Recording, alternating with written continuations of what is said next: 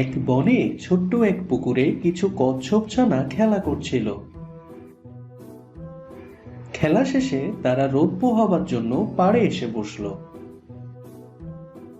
এদিকে এক ক্ষুধার্ত শেয়াল ক্লান্ত হয়ে সে পথ দিয়ে যাচ্ছিল। আহা, সারাদিনে একটি মুরগিও ধরতে পেলাম না। আজ কি তবে পেট খালি রেখেই দিনটি পার করতে হবে? হঠাৎ কচ্ছপ ছানাদের রোদ পোহানো দেখে তার ক্ষুধা 10 গুণ বেড়ে গেল। যখনই সে কচ্ছপ ছানাদের ধরতে গেল, তারা টের পেয়ে দ্রুত পানিতে লাফিয়ে নিরাপদ দূরত্বে চলে গেল। শুধু একটি কচ্ছপ পুকুর থেকে একটু বেশি দূরে থাকায় সে যেতে পারল না, আর তাকেই দুষ্ট শেয়ালটা খপ করে ধরে ফেলল। চতুর কচ্ছপ ছানা দ্রুত নিজেকে খোলসের মধ্যে গুটিয়ে নিল যাতে শেয়াল তাকে খেতে না পারে।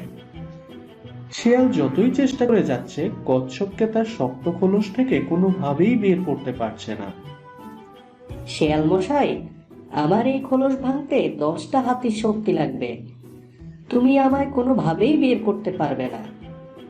আজ তো আমি তোমায় খাবই, আমার যত কষ্টই হোক না কেন। কচ্ছপটি এবার তাকে বলল, আচ্ছা ঠিক আছে, এক উপায়ে তুমি আমাকে খেতে পারো। আমার এই খোলস পানিতে ডুবালে নরম হয়ে যায়, আর তখনই তুমি আমাকে বের করতে পারবে, অন্যথায় সম্ভব নয়। এই কথা শুনে ক্ষুধায় পাগল প্রায় শেয়াল কচ্ছপ ছানার কথা বিশ্বাস করলো আর পুকুরে ছুঁড়ে মারলো। আর অমনি কচ্ছপ ছানা এক ডুবে তার অন্য সাথীদের কাছে চলে গেল। আর ওইদিকে বোকা শেয়াল পুকুর পাড়ে তাকে খুঁজতে লাগলো। শেয়াল মশাই, নিজেকে সবসময় বুদ্ধিমান ভাবা ঠিক না। অন্য প্রাণীরাও বুদ্ধি খাটাতে পারে। আজ মনে হয় তোমাকে না খেয়েই দিন পার করতে হবে। একদিন বাঘমামা বনে ঘুরতে ঘুরতে দেখতে পেল একটা বুনো পাখি পাথরের উপর বসে আছে। পাখিটিকে দেখেই তার খুব খাওয়ার লোভ হলো, আর অমনি এক লাফে পাখিটিকে হাতের মুঠোয় নিয়ে নিল।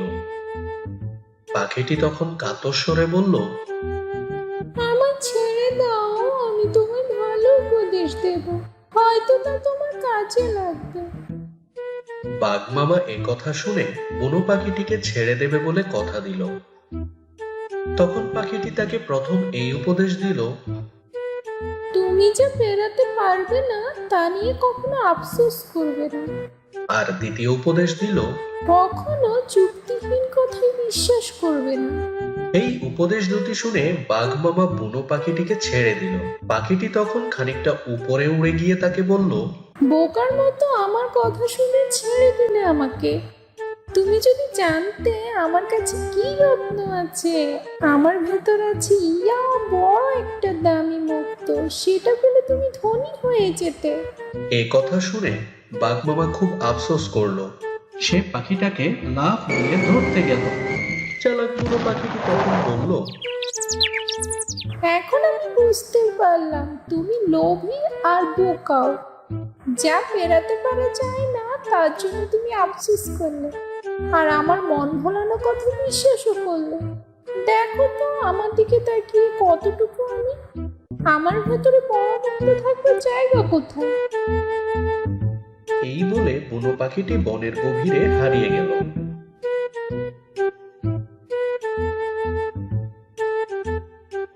আর বাঘমামা তা চেয়ে চেয়ে দেখলো।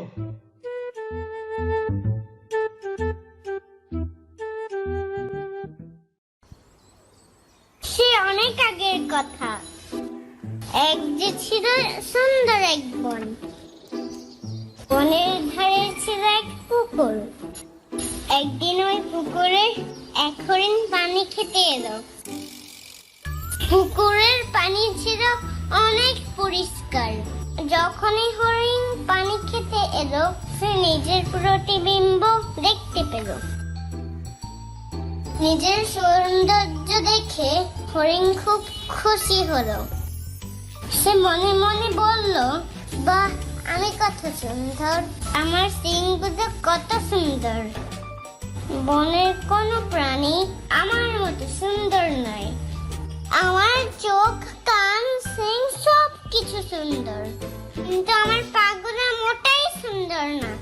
খুরগুলো কি কাদো আর বিচ্ছিরি, এগুলো একেবারেই আমাকে মানায় না। ঠিক ওই সময় কিছু জঙ্গলি কুকুর হরিণটিকে তাড়া করতে আসলো। হরিণও প্রাণপণে দৌড়াতে লাগলো। সে একটি ঘন ঝোপে লুকিয়ে পড়ল, কিন্তু তার সুন্দর সিংহরা ঝোপে পেঁচিয়ে গেল। সে আর কোনোভাবেই ঝোপ থেকে বের হতে পারল না। হতভাগা হরিণটি জঙ্গলি কুকুরের হাত থেকে বাঁচতে পারল না। সে কুকুরগুলোর খাবারে পরিণত হলো।